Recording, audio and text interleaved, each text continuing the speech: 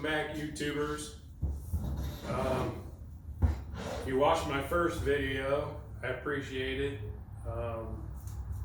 Didn't think that many people would watch it, but pretty cool. In that video, I was talking about this little 377 for the poison dart project, and I had said that it had some heads on it at the time that I had taken up to my buddy Mike Zizzo at Double Z Performance in Cable, Ohio. And I went up yesterday and picked him back up from Mike. He's going on vacation for a couple weeks, and we've got some things that we can do with the heads not complete. So I'm gonna work on those while he's away on vacay. And figured while I was at it, I could show these things to you. What I was told was these are, got this clear silicone sealer, like that snot stuff you hang pictures on your wall with. Anyway, it comes right off, but,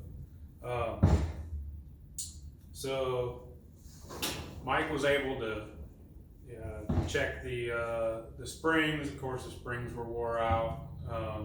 Don't know how long they've been in the heads, and don't know how many runs they had on them, but the spring pressures were a little light, and so we're going to put a new set of springs in them, new seals.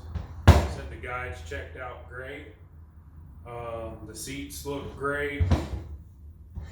The valves are, believe it or not,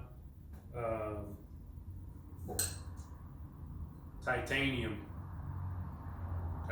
valves in these heads. They're extremely light. They need to be cleaned up a little bit. You know, it hasn't even gotten to that point yet.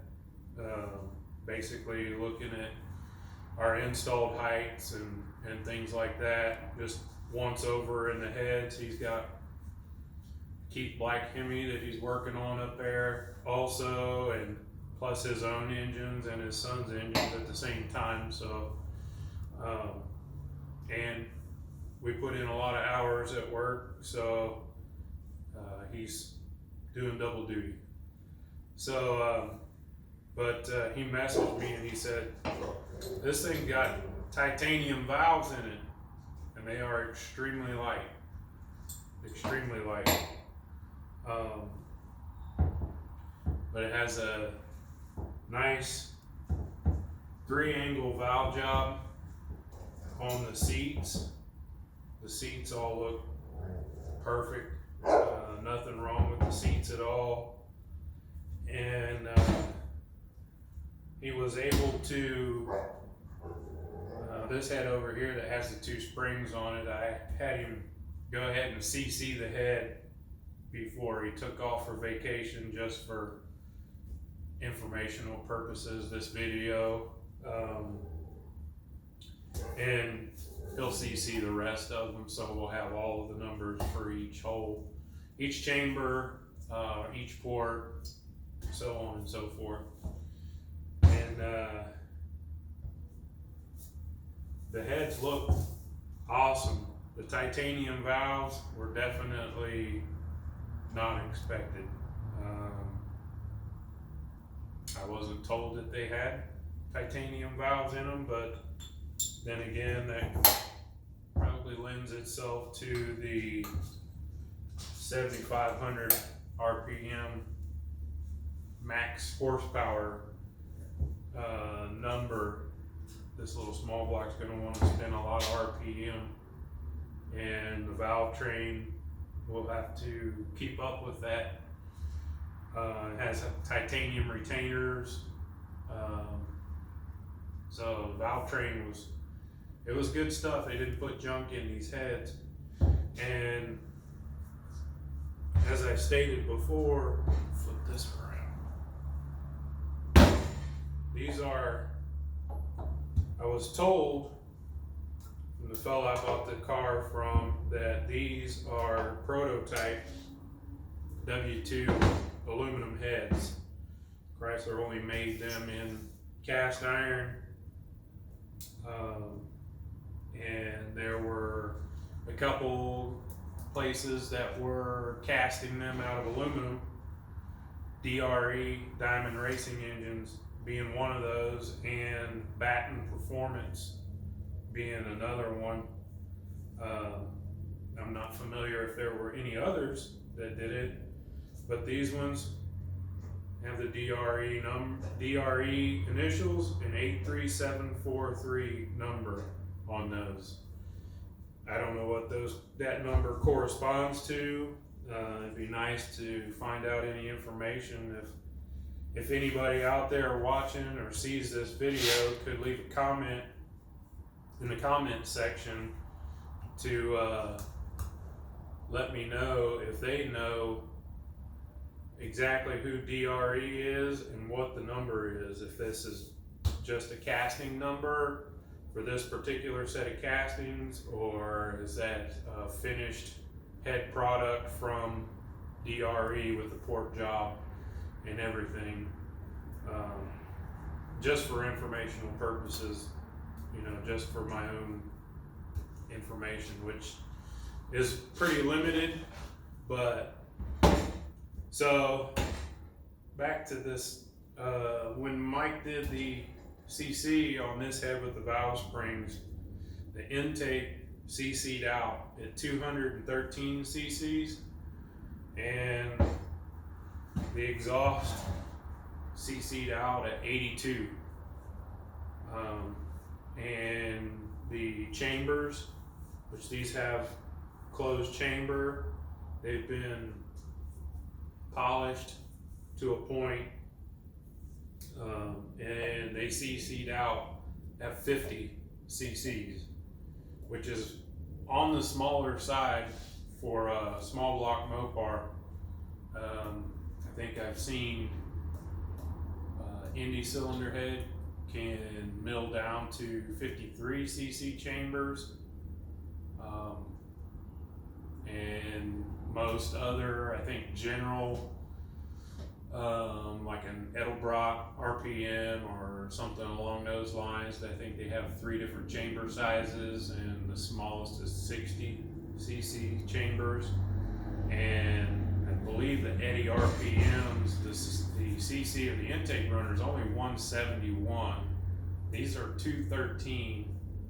So actually it's probably, somewhere around average 215 for each, if you were to average them out for the 8. So, but just going off of the numbers that he had given me just for the one that he checked, it was 213, so we'll use that number. So Eddy's 171 for an RPM in 213. You're looking at roughly 40 cc's difference bigger in these cylinder heads. And the exhaust is 82, and roughly I think the exhaust on the Eddy heads are probably like a 77 or something along those lines. So just for comparison's sake, just throwing some numbers out there. But really cool that they have the titanium intake valves in them. That's definitely going to help this little motor rev up. And while we have the heads here, we're going to go ahead and mock the heads back up on the block. We've got some other parts that I've gotten in the last couple days, and we're going to do piston to valve clearance check with the original head gaskets that were on this little motor, and we're going to check the piston to valve clearance. Might check the camshaft, and it actually turns out that it's 690 thousandths lift, not 619 thousandths lift, which is quite a bit difference.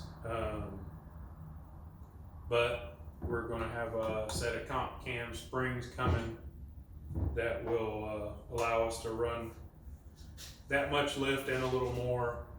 If I were ever to change to a 1/6 rocker arm, there will be room for that in the future, for the extra lift generated by those 1.6 rockers.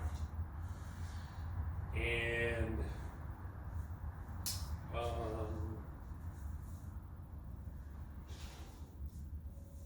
so this is just the piston that I've already taken out, and we're going to take the rest of it out. Like I said, we're going to strip the short block down completely.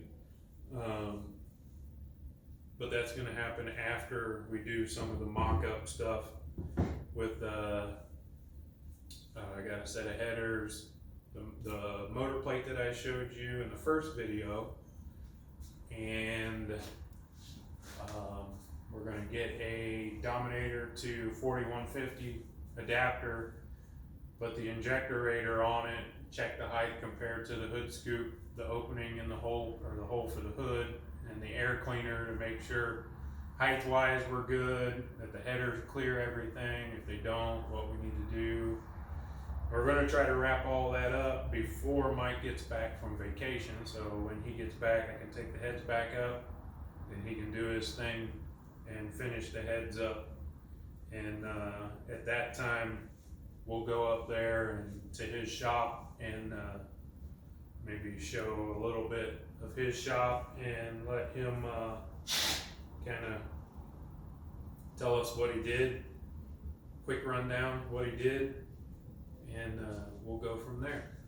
So I appreciate everybody watching that's watched. If you would, give me a like and a subscribe, share this if you're a Mopar guy or just like obscure parts, things that you don't see every day, no belly button parts.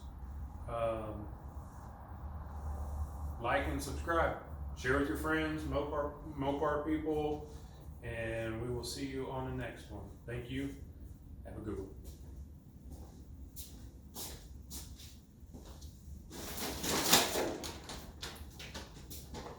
Just 1 second. Don't know anybody else that does this, but I do. If you have dogs, which you've seen the natives running around here, dog food bags are the best trash bags for a shop. We just cleaned the shop this past week, and we probably threw away 5 bags of just random stuff that happens to collect in most shops, just like everybody else's. But these heavy duty bags are awesome for shop trash instead of a regular trash bag or having to have a can or what have you. Save your dog food trash bags. If it'll hold 44 pounds of dog food, it'll hold 44 pounds of your shop trash pretty easy. All right. So again, like, subscribe, share with your friends, and keep your dog food bags.